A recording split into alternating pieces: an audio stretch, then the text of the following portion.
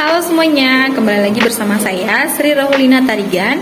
Saya adalah peserta Latsar CPNS golongan 2 dengan penyelenggara BPSDM Provinsi Sumatera Utara tahun 2022.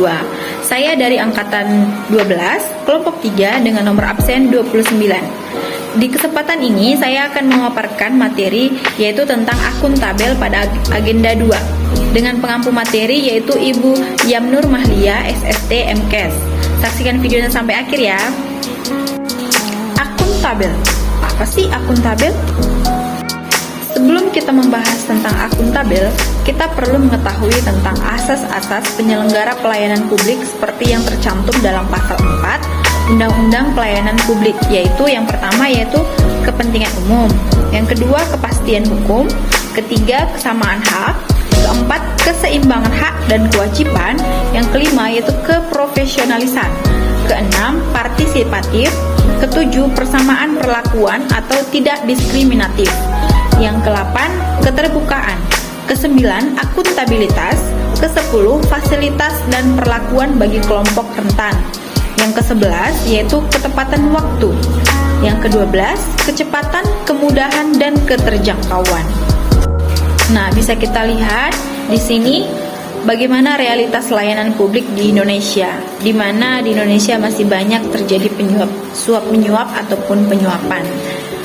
Pada gambar ini bisa terlihat ada seseorang memberikan amplop, ada seseorang memberikan uang kepada salah satu temannya yang mungkin sudah mengurus berkasnya kali ya. Ya, kira-kira beginilah realita yang ada di Indonesia yang kita ketahui. Selanjutnya, sebagai kita tenaga ASN, kita perlu mempunyai mental melayani. Mental melayani itu yang pertama mulai dari diri sendiri. Nah, yang kedua mulai dari yang kecil.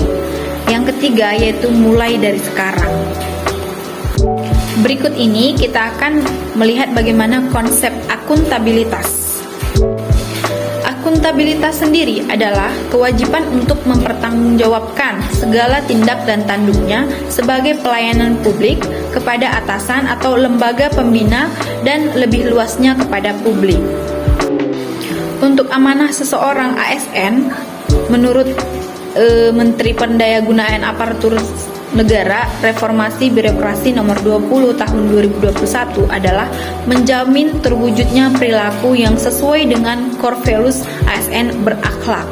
Dalam konteks akuntabilitas, perilaku tersebut adalah pertama, kemampuan melaksanakan tugas dengan jujur, bertanggung jawab, cermat, disiplin dan berintegritas tinggi. Dan yang kedua, kemampuan menggunakan kekayaan dan barang milik negara secara bertanggung jawab, efektif dan efisien. Dan yang ketiga, kemampuan menggunakan kewenangan jabatannya dengan berintegritas tinggi. Perlu kita ketahui aspek-aspek dari akuntabilitas. Yang pertama yaitu akuntabilitas adalah sebuah hubungan. Hubungan yang dimaksud adalah hubungan dua belah pihak antara individu, kelompok, institusi dengan negara dan masyarakat. Yang kedua, akuntabilitas berorientasi pada hasil perilaku aparat pemerintah yang bertanggung jawab, adil dan inovatif. Yang ketiga, akuntabilitas membutuhkan adanya laporan, perwujudan dari akuntabilitas. Yang keempat, akuntabilitas memerlukan konsekuensi, menunjukkan tanggung jawab hasil dari konsekuensi tersebut. Dan yang terakhir, akuntabilitas memperbaiki kinerja ASN dalam memberikan pelayanan kepada masyarakat. Itu dia aspek-aspek dari akuntabilitas. Lalu apa sih pentingnya akuntabilitas? Yang pertama, untuk menyediakan kontrol demokratis. Yang kedua, untuk mencegah korupsi dan penyalahgunaan kekuasaan. Yang ketiga, untuk mengingatkan efisiensi dan efektivitas. Selanjutnya kita membahas tentang tingkatan akuntabilitas. Pada gambar bisa kita perhatikan ada pilar ataupun tingkatan dari 5 akuntabilitas, yaitu pertama, akuntabilitas personal. Yang kedua, akuntabilitas individu. Dan yang ketiga, akuntabilitas kelompok. Yang keempat, akuntabilitas organisasi. Dan yang terakhir, akuntabilitas stakeholder. Lalu, apa sih itu akuntabilitas dan integritas, atau apa sih perbedaannya? Akuntabilitas dan integritas adalah dua konsep yang diakui oleh banyak pihak menjadi landasan dasar dari sebuah administrasi sebuah negara. Kedua prinsip tersebut harus dipegang teguh oleh semua unsur pemerintahan dalam memberikan layanan kepada masyarakat. Menurut Aulich 2011, bahkan mengatakan bahwa sebuah sistem yang memiliki integritas yang baik akan mendorong terciptanya akuntabilitas, integritas itu sendiri, dan transparansi. Selanjutnya, integritas adalah salah satu pilar penting dalam pemberantasan korupsi. Secara harfiah, integritas bisa diartikan sebagai bersatunya antara ucapan dan perbuatan. Jika ucapan mengatakan anti korupsi, maka perbuatan pun demikian. Dalam bahasa sehari-hari masyarakat, integritas bisa pula diartikan sebagai kejujuran dan ketidakmunafikan. Mekanisme akuntabilitas birokrasi Indonesia.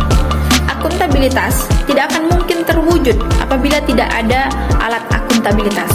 Di Indonesia, alat akuntabilitas ini antara lain adalah: pertama, perencanaan strategi yang berupa rencana pembangunan jangka panjang atau RJPD menengah atau RJPMD, dan tahunan RKPD, rencana strategis atau Renstra untuk setiap satuan kerja perangkat daerah dan sasaran kerja untuk setiap PNS.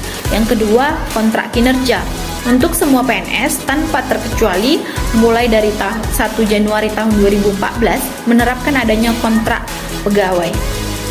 Yang ketiga yaitu laporan kinerja, yaitu berupa laporan akuntabilitas kinerja instansi pemerintah atau LAKIP yang berisi perencanaan dan perjanjian kinerja pada tahun tertentu. Ini mungkin sudah diterapkan pada setiap OPD kita masing-masing ya. Lalu menciptakan lingkungan kerja akuntabilitas itu bagaimana? Nah, yang pertama, kepemimpinan. Lingkungan yang akuntabel tercipta dari atas ke bawah, di mana pimpinan memainkan peranan yang penting dalam menciptakan lingkungannya. Yang kedua itu integritas. Dengan adanya integritas, menjadikan suatu kewajiban untuk menjunjung tinggi dan mematuhi semua hukum yang berlaku, undang-undang, kontrak, kebijakan, dan peraturan yang berlaku. Selanjutnya yaitu tanggung jawab. Responsibilitas institusi dan responsibilitas perseorangan memberikan kewajiban bagi setiap individu dan lembaga bahwa ada suatu konsekuensi dari setiap tindakan yang telah dilakukan. Selanjutnya, keadilan. Keadilan adalah landasan utama dari akuntabilitas. Keadilan harus dipelihara dan dipromosikan oleh pimpinan pada lingkungan organisasinya. Yang kelima, keseimbangan. Untuk mencapai akuntabilitas dalam lingkungan kerja, maka diperlukan adanya keseimbangan antara akuntabilitas dan kewenangan serta harapan kapasitas. Dan yang keenam, kejelasan. Kejelasan juga merupakan salah satu elemen untuk menciptakan dan mempertahankan akuntabilitas. Agar individu atau kelompok dalam melaksanakan wewenang dan tanggung jawabnya, mereka harus memiliki gambaran yang jelas tetap apa yang menjadi tujuan dan hasil yang diharapkan. Yang nomor 7, konsisten. Konsisten menjamin stabilitas. Penerapan tidak konsisten dari sebuah kebijakan, prosedur, sumber daya akan memiliki konsekuensi terhadap tercapainya lingkungan kerja yang tidak akuntabel. Lalu, apa langkah yang harus dilakukan dalam menciptakan framework akuntabilitas? Nah, ini dia. Yang pertama, tentukan tujuan dan tanggung jawab. Yang kedua, rencanakan apa yang akan dilakukan untuk mencapai tujuan. Yang ketiga, lakukan implementasi monitoring kemajuan. Yang keempat, berikan laporan secara lengkap. Dan yang terakhir, berikan evaluasi dan masukan perbaikan. Selanjutnya, kita akan membahas tentang prinsip keterbukaan informasi publik. Perlu kita ketahui yaitu pertama, maximum access limited exemption. Nomor 2, permintaan tidak perlu disertai alasan.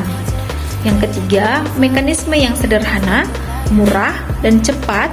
Nilai dan daya guna suatu informasi sangat ditentukan oleh konteks waktu. Yang keempat, informasi harus utuh dan benar. Nomor 5, informatif atau proaktif. Dan yang keenam yaitu perlindungan pejabat yang beritikat baik. Nah, itu dia prinsip keterbukaan informasi publik, teman-teman. Lalu bagaimana membangun budaya anti korupsi di organisasi pemerintah? Ada 2 dimensi yang melatar belakangi usaha memenuhi tanggung jawab individu dan institusi, yaitu 1 dari dimensi aturan dan 2 dimensi moral individu. Sebagai ASN, tidak terlepas dari kedua dimensi tersebut. Oleh sebab itu, Safritz et al. Pada tahun 2011 menekankan bahwa fondasi paling utama dari unsur pegawai ataupun pejabat negara adalah integritas. Dengan integritas yang tinggi, dimensi aturan akan dapat dilihat dengan lurus dan jelas. Tanpa terintegritas, aturan hanya akan dipandang serta dokumen dan berpotensi dipersepsi sesuai dengan kebutuhan dan kondisi. Nah, itu dia dimensi yang melatar belakangi anti korupsi. Sebelum saya mengakhiri video ini, ada baiknya kita menonton video ataupun action dari penerapan anti korupsi yang sudah saya buat. Selamat menyaksikan, teman-teman. Siang Bu, siang Bu. Ada yang bisa saya bantu kan? Ini Bu, mau silakan duduk. Mau ngurus SPP Bu. Ada untuk kegiatan apa ini? Ini toko obat. Saya lihat lokasinya, Bu.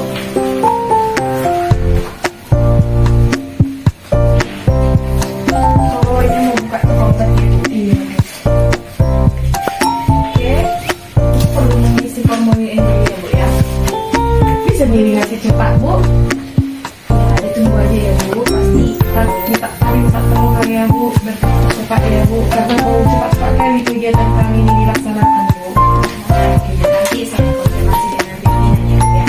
Baik, tak tolong lah Bu dipercepat ini Bu. Bisa, Bu, tapi nanti pastinya harus ada izin dari pimpinan, jadi kalau bisa kita paksakan harus cepat selesai kan gitu ya, Bu, ya. Makasih ya Bu.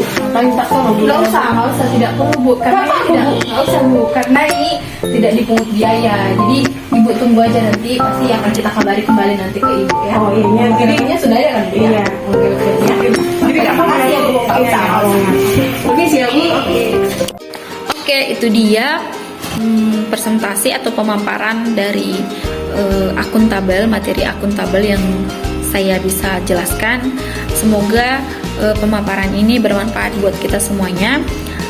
Terima kasih saya ucapkan karena teman-teman sudah menyaksikan video ini sampai akhir. Terima kasih.